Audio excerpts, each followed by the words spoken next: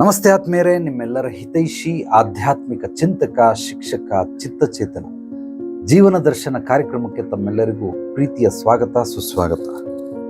ಇಂದಿನ ವಿಷಯ ವಿಧ ವಿಧವಾದ ಸಮಸ್ಯೆಗಳು. ಸಮಸ್ಯೆಯಲ್ಲಿ ಹಲವು ಬಗೆ.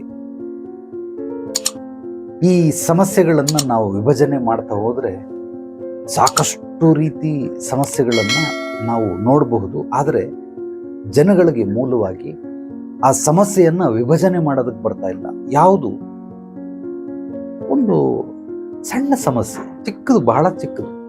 ಉದಾಹರಣೆಗೆ ಎಲ್ಲೋ ಕಸ ಗುಡ್ಸಕ್ಕೆ ಹೋದ್ರು ಪರ್ಕೆ ಸಿಕ್ಲಿಲ್ಲ, ಇದೊಂದು ಸಮಸ್ಯೆ. ಸಣ್ಣದು, ಪರ್ಕೆ ಸಿಕ್ಲಿಲ್ಲ, ಒಂದು ಯಾವುದೋ ಹಳೆ ಬಟ್ಟೆ ತಗೊಂಡ ನೀಟಾಗೆಲ್ಲ ಒರೆಸ್ದ. ಇಲ್ಲ ಅಂಗಡಿಗೆ ಹೋದ, ಒಂದು ಪರ್ಕೆ ತಗೊಂಡು ಬಂದ, ಮತ್ತೆ ಗುಡಿಸ್ದ. ವೆರಿ ಸಿಂಪಲ್, ಸಣ್ಣದ ಸಮಸ್ಯೆ. ಒಂದು ಅದಕ್ಕಿಂತ ಸ್ವಲ್ಪ ದೊಡ್ಡದು ಗಾತ್ರದಲ್ಲಿ, ಸಣ್ಣ ಸಮಸ್ಯೆಗಿಂತ ಒಂದು ಚೂರು ದೊಡ್ಡ, ಮಧ್ಯಮ ಗಾತ್ರದ್ದು ಎಲ್ಲ ಅದಕ್ಕಿಂತ ಸಣ್ಣದು. ಅದನ್ನು ತಿಳ್ಕೊಳ್ಳಿ. ಏನು, ನೀವೆಲ್ಲೋ ಹೋಗ್ಬೇಕು ಅರ್ಜೆಂಟಾಗಿ, ಗಾಡಿ ಪಂಚರ್ ಆಗ್ಬಿಟ್ಟಿತ್ತು. ಹೆಂಗೆ ಹೋಗೋದೀಗ? ಊಬರು ಇಲ್ಲಾಂದ್ರೆ ಆಟೋಲ್ಲಿ ಬುಕ್ ಮಾಡ್ಕೊಂಡು ಹೋಗ್ಬೇಕು, ಬೇರೆ ದಾರಿ ಇಲ್ಲ, ಹೋಗ್ಲೇಬೇಕು. ಅದು ಒಂದು ಸಮಸ್ಯೆ. ಇಲ್ಲ ಗಾಡಿ ರೆಡಿ ಮಾಡಿಸ್ಕೊಂಡು ಹೋಗ್ಬೇಕು, ರೆಡಿ ಮಾಡೋದಕ್ಕೆ ಎಷ್ಟೊತ್ತಾಗುತ್ತೋ ಗೊತ್ತಿಲ್ಲ, ಅರ್ಧ ಗಂಟೆ ಆಗ್ಬೋದು, ಮುಕ್ಕಾಲು ಗಂಟೆ ಆಗ್ಬೋದು. ಓಕೆ, ಒಂದು ದಿವಸ ಓಡ್ ಬಂದ್ಬಿಟ್ರಿ, ಈಗ ಮಾರನೇ ದಿವಸನೂ ತಿರ್ಗಾ ಹೋಗ್ಬೇಕು. ಆ ಸಮಸ್ಯೆನ ನೀವು ಬಗೆಹರಿಸ್ಕೊಳ್ಳಿಲ್ಲ ಅಂದರೆ ದಿನನಿತ್ಯ ಆಟೋಕ್ಕೆ ಕೊಡಬೇಕಾಗುತ್ತೆ, ಊಬರ್ಗೆ ಕೊಡಬೇಕಾಗುತ್ತೆ, ಅಥವಾ ಬಸ್ಸಲ್ಲಿ ಓಡಾಡಬೇಕಾಗುತ್ತೆ. ಅಯ್ಯೋ, ನನಗೆ ಸಮಯನೇ ಸಿಗ್ತಾ ಇಲ್ಲ. ಇದೊಂದು ಸಮಸ್ಯೆ, ಮಧ್ಯಮ ಗಾತ್ರದ ಸಮಸ್ಯೆ. ಒಂದು ದೊಡ್ಡ ಸಮಸ್ಯೆ ಏನು, ಯಾರಿಗೋ ಶೂರಿಟಿ ಹಾಕಿದ್ದೆ, ಅವನು ಸೂಸೈಡ್ ಮಾಡ್ಕೊಂಡು ಸತ್ತೋಗ್ಬಿಟ್ಟ. ಸುಮಾರು ಒಂದು 30 ಲಕ್ಷ ರೂಪಾಯಿ ಲೋನ್ ಕಟ್ಟಬೇಕು. ಇವನೇ ಶೂರಿಟಿ ಹಾಕಿರೋದ್ರಿಂದ ಇವನು ಕಟ್ಟಬೇಕು 30 ಲಕ್ಷ ರೂಪಾಯಿ. ಇದೊಂದು ದೊಡ್ಡ ಸಮಸ್ಯೆ. ಈ ಸಮಸ್ಯೆಯನ್ನು ಹೇಗೆ ಬಗೆಹರಿಸ್ಕೊಳ್ಳೋದು? ಆ ಮನೆ ಕಡೆಯವ್ರು ಯಾರು ಗೊತ್ತಿಲ್ಲ ಇವನಿಗೆ, ಅವ್ರ ಹೆಂಡತಿ ಮಕ್ಕಳು, ಅಣ್ಣ ನಾವೇ ಬಾಡಿಗೆ ಕಟ್ಕೊಂಡಿರ್ತೀನಿ, ನಾವೆಲ್ಲಿಂದ ಕಟ್ಟೋದು? ಈಗ ಬ್ಯಾಂಕ್ನವ್ರು ಇವನು ಕೊಟ್ಟಿರೋದ್ರಿಂದ ಸುಮ್ಮನೆ ಬಿಡ್ತಾರೆ, ಖಂಡಿತವಾಗ್ಲಿ ಇವನು ಹಿಡ್ಕೊಳ್ತಾರೆ. ಸೊ ಇದು ದೊಡ್ಡ ಬೃಹದಾಕಾರವಾದ ಸಮಸ್ಯೆ. ಏನೋ ಯಾರನ್ನೋ ಅನಿವಾರ್ಯವಾಗಿ ಆಕಸ್ಮಿಕವಾಗಿ ಒಂದು ಕೊಲೆ ನಡೆದೋಯ್ತು, ಅದು ಬೇಕು ಅಂತ ಮಾಡಲಿಲ್ಲ, ಆಗೋದು. ಇದು ಬೃಹದಾಕಾರವಾಗಿರುತ್ತೆ. ಪೊಲೀಸ್ನವರು ಬರ್ತಾರೆ, ಕೇಸ್ ಆಗುತ್ತೆ, FIR ಆಗ್ತಾರೆ, ಕೋರ್ಟಿಗೆ ಸಬ್ಮಿಟ್ ಮಾಡ್ತಾರೆ. ಅಕಸ್ಮಾತ್ ಏನಾದರೂ ಅಪರಾಧಿ ನಿರಪರಾಧಿ ಅಂತ ಯಾವುದು ಜಡ್ಜ್ಮೆಂಟ್ ಸಿಗುತ್ತೋ ಅದಕ್ಕೆ ನಾವು ಶಿಕ್ಷೆಗೆ ಒಳಪಡ್ತೀರಿ. ಖಂಡಿತವಾಗ್ಲೂ ಜೀವಿತಾವಧಿ 14 ವರ್ಷ ಅಥವಾ ಸಾಯೋವರೆಗೂ ಅಲ್ಲಿರಬೇಕಾಗುತ್ತೆ. ಇಲ್ಲಾಂದರೆ ಗಲ್ಲಿಗೇರಿಸ್ತಾರೆ, ನೇಣಾಕ್ತಾರೆ. ಬೃಹದಾಕಾರವಾಗಿ. ಸೊ ಈ ರೀತಿ ಸಮಸ್ಯೆಗಳನ್ನು ವಿಭಜನೆ ಮಾಡ್ತಾ ಹೋದರೆ ಸಾವಿರಾರು. ಉದಾಹರಣೆಗೆ ಹೇಳಿದ್ದು, ಅದೇ ರೀತಿ ದೈಹಿಕವಾಗಿ ಸಮಸ್ಯೆಗಳಿರ್ತವೆ, ಮಾನಸಿಕವಾಗಿ ಸಮಸ್ಯೆಗಳಿರ್ತವೆ, ಆತ್ಮಿಕವಾಗಿ ಸಮಸ್ಯೆಗಳಿರ್ತವೆ.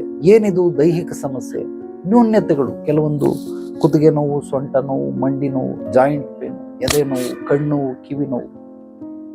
ಇದನ್ನೆಲ್ಲ ಆಸ್ಪತ್ರೆಗೆ ಕರ್ಕೊಂಡು ಹೋದ್ರೆ ಒಂದು ಸ್ಥೂಲವಾಗಿರುವಂತಹ ಸಮಸ್ಯೆ ಅದು ಐಡೆಂಟಿಫೈ ಆಗುತ್ತೆ, ಎಕ್ಸ್ರೇ ಸ್ಕ್ಯಾನಿಂಗ್ ಮಾಡಿಸಿದ್ರೆ. ಇನ್ನೊಂದು ಸೂಕ್ಷ್ಮವಾಗಿರುವಂತಹ ಸಮಸ್ಯೆಗಳು ಇದು ಐಡೆಂಟಿಫೈ ಆಗೋದಿಲ್ಲ. ಅವ್ರು ಏನೇ ಸ್ಕ್ಯಾನ್ ಮಾಡಿಸ್ಲಿ, ಎಕ್ಸ್ರೇ ತೆಗೆಸ್ಲಿ, ಏನೇ ಮಾಡಿದ್ರು ಕೂಡ ಅದರಿಂದ ನಮಗೆ ರಿಪೋರ್ಟ್ ಎಲ್ಲ ನಾರ್ಮಲ್ ಅಂದ್ಬಾರ್ದು, ನ್ಯೂಟ್ರಲ್ ಆಗಿದೆಪ್ಪ, ಏನು ತೊಂದರೆ ಇಲ್ಲ. ಸುಮ್ಮನೆ ನೀವು ಬಹಳ ಆಳವಾಗಿ ಯೋಚನೆ ಮಾಡ್ತೀರಾ ಅನ್ಸುತ್ತೆ. ಯೋಚನೆ ಮಾಡೋದು ಬಿಟ್ಬಿಡಿ, ಸರೋಗುತ್ತೆ. ಪಾಪ ಈಗಿನ ಡಾಕ್ಟರ್ಗಳು ನಿಜವಾಗ್ಲೂ ಹ್ಯಾಟ್ಸ್ ಆಫ್ ಅವ್ರಿಗೆ. ಸೊ ಮೆಡಿಟೇಷನ್ ಮಾಡಿ, ಯೋಗ ಮಾಡಿ ಅಂತ, ವಾಕಿಂಗ್ ಮಾಡಿ ಅಂತ ಹೇಳ್ಕೊಡ್ತಾರೆ. ಬಹಳ ಅತ್ಯದ್ಭುತವಾದ ರೂಪಾಂತರಣ ಇದು. ನಾನು ಪರಿವರ್ತನೆ ಅಂತ ಕರೆಯೋದಿಲ್ಲ, ಡಾಕ್ಟರ್ಗಳು ಅದನ್ನು ಹೇಳ್ತಾರೆ. ಆದರೆ ಅವ್ರ ಕೆಲಸ ಅವ್ರು ಮಾಡಿದ್ದಾರೆ. ಇದು ಸ್ಥೂಲಕ್ಕೆ ಸಿಗೋದಿಲ್ಲ, ಆದರೆ ಸೂಕ್ಷ್ಮದಲ್ಲಿ ಅವ್ರಿಗೆ ನೋವಿರೋದು ನಿಜ, ಸ್ಥೂಲದಲ್ಲಿ ಸಿಗೋದಿಲ್ಲ. ಅದನ್ನ ಯಾರು ಸೂಕ್ಷ್ಮ ವಿದ್ಯೆಗಳನ್ನು ಕಲ್ತಿರ್ತಾರೆ ಆ ಮೂಲಕ, ಅಂದ್ರೆ ಇದಕ್ಕೆ ದಿವ್ಯೌಷಧ ಅಂತ ಕರೀತಾರೆ. ದಿವ್ಯೌಷಧದ ಮೂಲಕ ಇದನ್ನ ಪರಿಹರಿಸ್ಕೊಳ್ಬೇಕು. ಹೀಲಿಂಗ್ ಮಾಡಿಸ್ಕೊಳ್ಬಹುದು, ಕೌನ್ಸಿಲಿಂಗ್ ಮಾಡಿಸ್ಬಹುದು.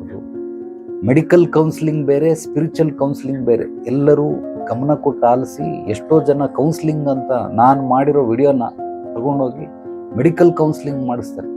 ಮೆಡಿಕಲ್ ಕೌನ್ಸಿಲಿಂಗ್ ಅಲ್ಲ, ಸ್ಪಿರಿಚುವಲ್ ಕೌನ್ಸಿಲಿಂಗ್. ಇದು ಬಹಳ ಈ ಸೂಕ್ಷ್ಮದ ನೋವುಗಳಿಗೆ, ಸೂಕ್ಷ್ಮವಾಗಿ ಬಂದಿರುವಂತಹ ಸಮಸ್ಯೆಗಳಿಗೆ ಪರಿಹಾರ ಸೂಕ್ಷ್ಮದ ರೂಪದಲ್ಲೇ ಕೊಡಬೇಕು ಹೊರತು ಸ್ಥೂಲವಾಗಿ ಖಂಡಿತವಾಗಲು ಸಾಧ್ಯವಿಲ್ಲ. ಅದು ನೀವು ಏನೇ ಮಾಡಿದ್ರೂ ಕೂಡ ತಾತ್ಕಾಲಿಕವಾಗಿ ಆಗುತ್ತೆ.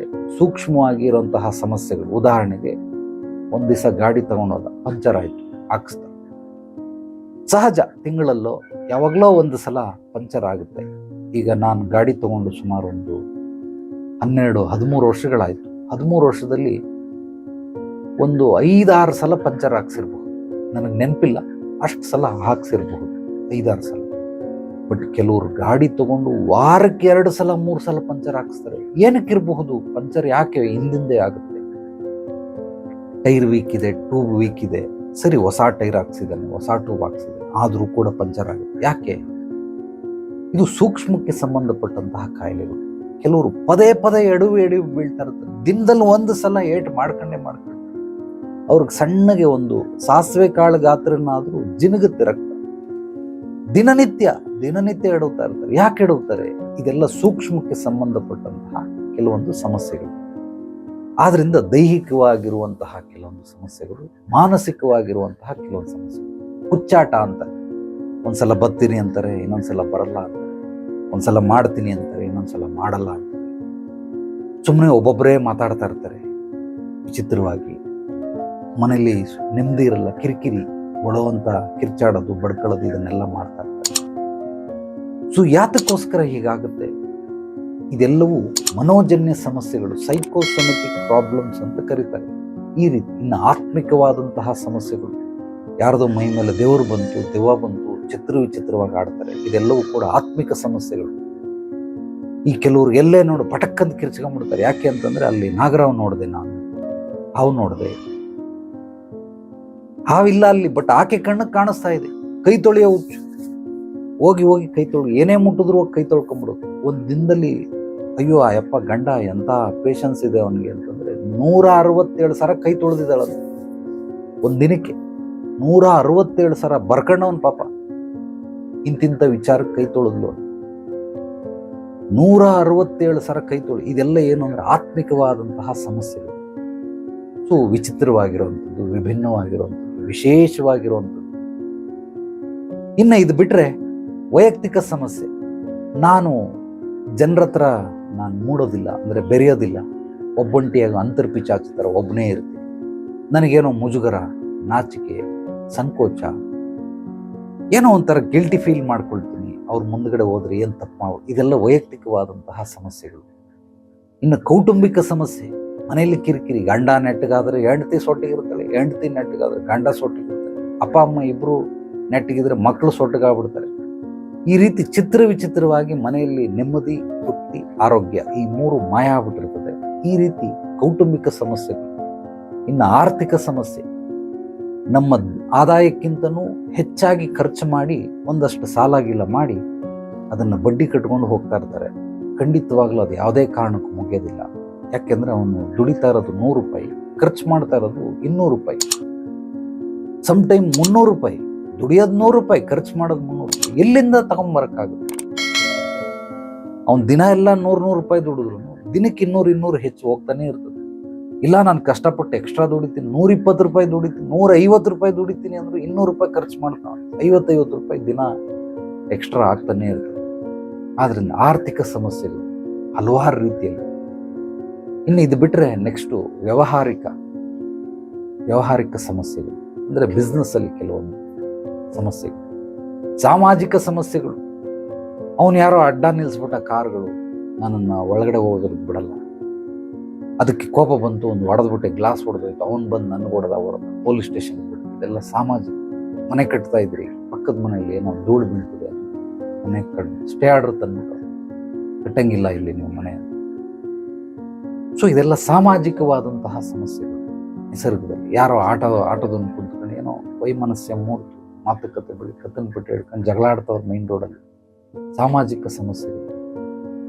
ಸೊ 1-2 ಇದು ಎಲ್ಲದರಲ್ಲೂ ಕೂಡ ನೀವು ವಿಚಿತ್ರವಾಗಿರೋದು, ವಿಭಿನ್ನವಾಗಿರೋದು, ವಿಶೇಷವಾಗಿರೋದು, ಇದೆಲ್ಲ ಈ ರೀತಿ ಸಮಸ್ಯೆಗಳಲ್ಲಿ ಅದರಲ್ಲೂ ಸಣ್ಣದು, ಮಧ್ಯಮ ಗಾತ್ರದ್ದು, ದೊಡ್ಡದು, ಬೃಹದಾಕಾರವಾಗಿರುವಂಥದ್ದು.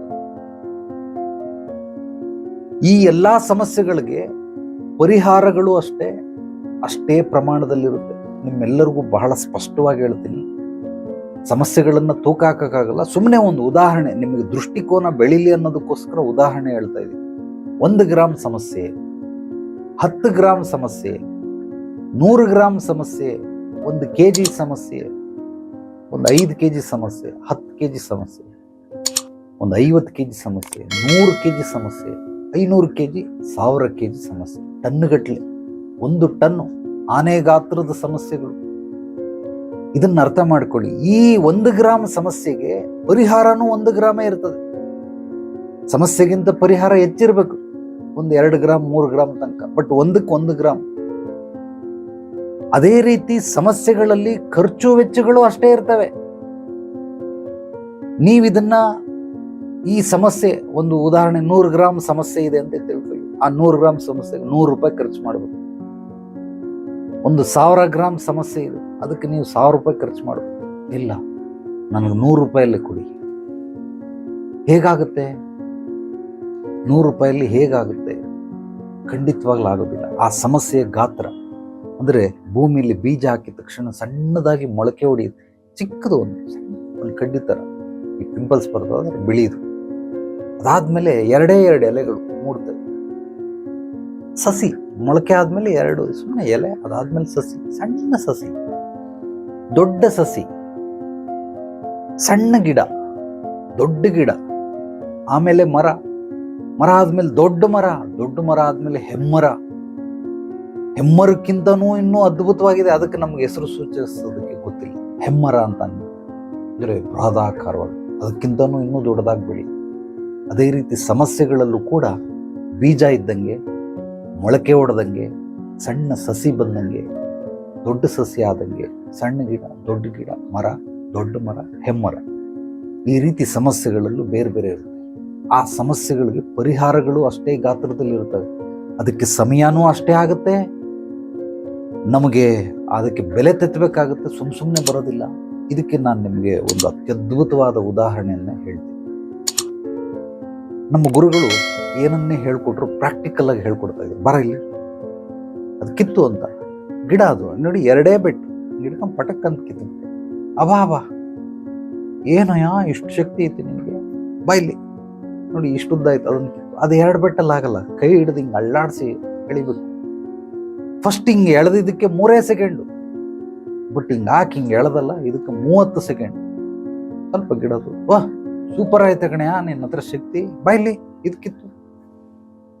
ಒಂದು ಕೈಯಲ್ಲಿ ಎಳೆದ್ಬಿಟ್ಟೆ 30 ಸೆಕೆಂಡ್. ಈಗ ಅದಕ್ಕಿಂತ ದೊಡ್ಡ ತೋರಿಸ್ತಾರ, ಅದನ್ನ 2 ಕೈ ಹಿಡಿದು ಅಳ್ಳಾಡಿಸಿ ಸ್ವಲ್ಪ ಶಕ್ತಿ ಮೀರಿ ತೆಗೆದೆ. ಇದಕ್ಕೆ 1.5 ನಿಮಿಷ 2 ನಿಮಿಷ ಸಮಯ ಹಿಡಿತು. 2 ಕೈ ಉಪಯೋಗಿಸ್ದೆ. ಬಾ ಏನಯ್ಯ ಎಲ್ಲ ತೆಗೆದ್ಬಿಡ್ತಿಯಲ್ಲೋ ನೀನು, ಬರೋ ಒಂದು ಸ್ವಲ್ಪ ಇದನ್ನ ಮಾಡಿ.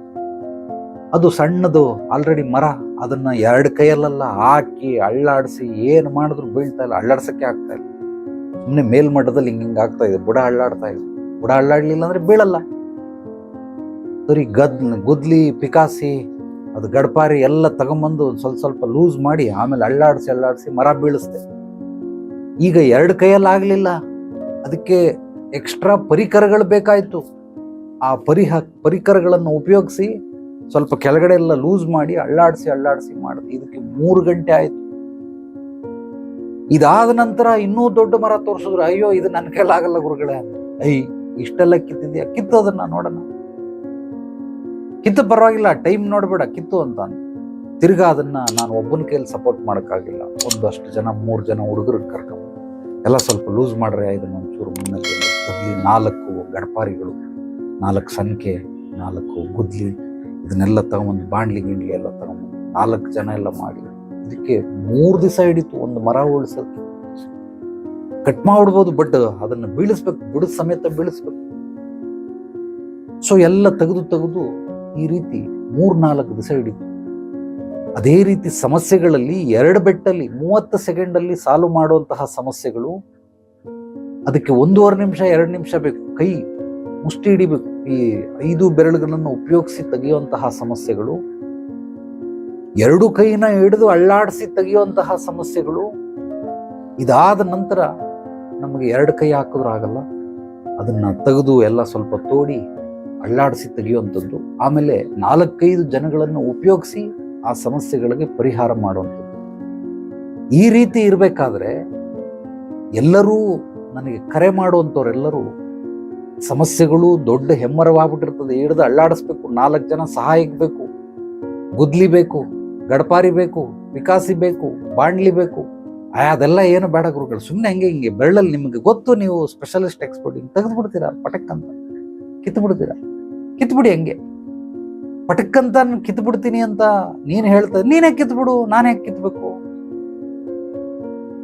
ಎಂಥ ಬಲಿಷ್ಠನಾದ್ರೂ ಕೂಡ ಈ ಹಂತಗಳಲ್ಲಿ ದೈಹಿಕವಾಗಿ ಅವನಿಗೆ ಎಷ್ಟು ಶಕ್ತಿ ಇದೆ ಅದರ ಮೇಲೆ ಒಂದು ಸ್ವಲ್ಪ ಸಮಯದ ಅವಧಿ ಒಂದು ಚೂರು ಕಡಿಮೆ ಆಗ್ಬೋದೇ ಹೊರತು ಪ್ರೋಸೆಸ್ ಯಾವುದೇ ಕಾರಣಕ್ಕೂ ಹಿಂದು ಮುಂದೆ ಮಾಡೋದಕ್ಕಾಗೋದಿಲ್ಲ. ಆದ್ರಿಂದ ಮೊದಲು ಸಮಸ್ಯೆಗಳನ್ನ ಅಳಿಯೋದಕ್ಕೆ ನೀವು ಅರ್ಥ ಮಾಡ್ಕೊಳ್ಳಿ. ಅಳಿಯೋದಂದ್ರೆ ಅದಕ್ಕೆ ಯಾವ ತಕಡಿ ಇಲ್ಲ. ಮಾನಸಿಕವಾಗಿ ಅಳಿರಿ, ಆಂತರಿಕ ದೃಷ್ಟಿಯಿಂದ ಅಳಿರಿ. ನಿಮಗೆ ಗೊತ್ತಾಗುತ್ತೆ ಈ ಸಮಸ್ಯೆ ದೊಡ್ಡದಾ ಚಿಕ್ಕದ ಅಂತ. ಎಲ್ಲಾ ಸಮಸ್ಯೆಗೂ ಒಂದೇ ರೀತಿ ಪರಿಹಾರ ಫೋನಲ್ಲಿ ಹೇಳ್ಬಿಡಿ, ಖಂಡಿತವಾಗ್ಲೂ ಆಗೋದಿಲ್ಲ. 108 ಸಮಸ್ಯೆಗಳಿರ್ತವೆ. ಅದು ಹುಟ್ಕೊಂಡಂತ ರೀತಿ ನೀತಿ ಬೇರೆ, ಅದರದ ಗಾತ್ರಗಳು ಬೇರೆ, ಅದರದ ಫಲಿತಾಂಶ ಬೇರೆ, ಅದು ನಿಮಗೆ ಲಾಸ್ ಮಾಡ್ತಾ ಇರುವಂತಹ ಆ ಒಂದು ಎಷ್ಟು ಪ್ರಮಾಣದಲ್ಲಿ ಲಾಸ್ ಮಾಡ್ತಾ ಇದೆ ಅದು ಬೇರೆ. ಎಲ್ಲಾ ಆಯಾಮದಲ್ಲೂ ನಾವು ಯೋಚನೆ ಮಾಡ್ಬೇಕಾಗುತ್ತೆ. ಅದು ಬಿಟ್ಬಿಟ್ಟು ಎಲ್ಲಾ ಸಮಸ್ಯೆಗೂ ಒಂದೇ ಮದ್ದು, ಸರ್ವ ರೋಗಾನಿಕೆ ಸಾರಾಯಿ ಮದ್ದು ಅಂತಾರಂಗ, ಎಲ್ಲದಕ್ಕೂ ಒಂದೇ ಮದ್ದು, ಆ ರೀತಿ ಆಗೋದಿಲ್ಲ. ಆದ್ರಿಂದ ಸಮಸ್ಯೆಗಳನ್ನ ಮೊದಲು ನೀವು ಅದರದ ಗಾತ್ರ ಎಷ್ಟಿದೆ ಇದು ತಿಳಿದ್ರೆ ಪರಿಹಾರ ಬಹಳ ಸುಲಭ. ಇದನ್ನ ಚೆನ್ನಾಗಿ ತಿಳ್ಕೊಳ್ಳಿ.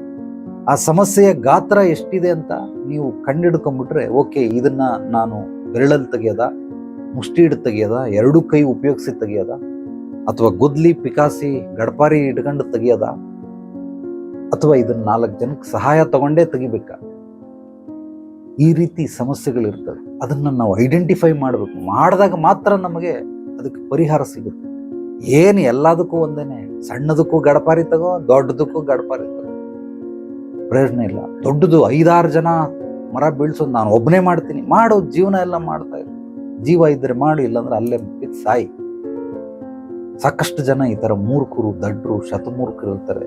ಆದ್ರಿಂದ ಮೊದಲು ನಾನು ಹೇಳುವಂತಹ ವಿಚಾರಗಳನ್ನ, ಸತ್ವಭರಿತವಾದ ವಿಚಾರಗಳನ್ನು ಮನನ ಮಾಡಿ ಅರ್ಥೈಸ್ಕೊಳ್ಳೋದಕ್ಕೆ ಪ್ರಯತ್ನ ಮಾಡಿ. ಮೊದಲು ಅರ್ಥ ಮಾಡ್ಕೊಳ್ಳಿ, ಎಲ್ಲವೂ ಕೂಡ ನಿಮಗೆ ಸ್ಪಷ್ಟವಾಗ್ತಾ ಹೋಗ್ತಾ ಇರುತ್ತೆ. ಸೊ ಮನುಷ್ಯನಿಗೆ ಎಲ್ಲಿವರೆಗೂ ಸ್ಪಷ್ಟತೆ ಸಿಗೋದಿಲ್ವೋ ಅಲ್ಲಿವರೆಗೂ ನರಕದಲ್ಲೇ ಇರ್ತಾನೆ, ಜೀವಿಸ್ತಾ ಇರ್ತಾನೆ. ಅದಕ್ಕೆ ನನ್ನ ಒಂದು ಮೂಲ ಕರ್ತವ್ಯ, ನನ್ನ ಕರ್ತವ್ಯ ಅನ್ನೋದು ಗುರುಗಳು ಹೇಳ್ಕೊಟ್ಟಂತಹ ಮಾರ್ಗ, ಹಾದಿ, ಆ ಹಾದಿಯಲ್ಲಿ ನಡೀತಾ ಇದೆ.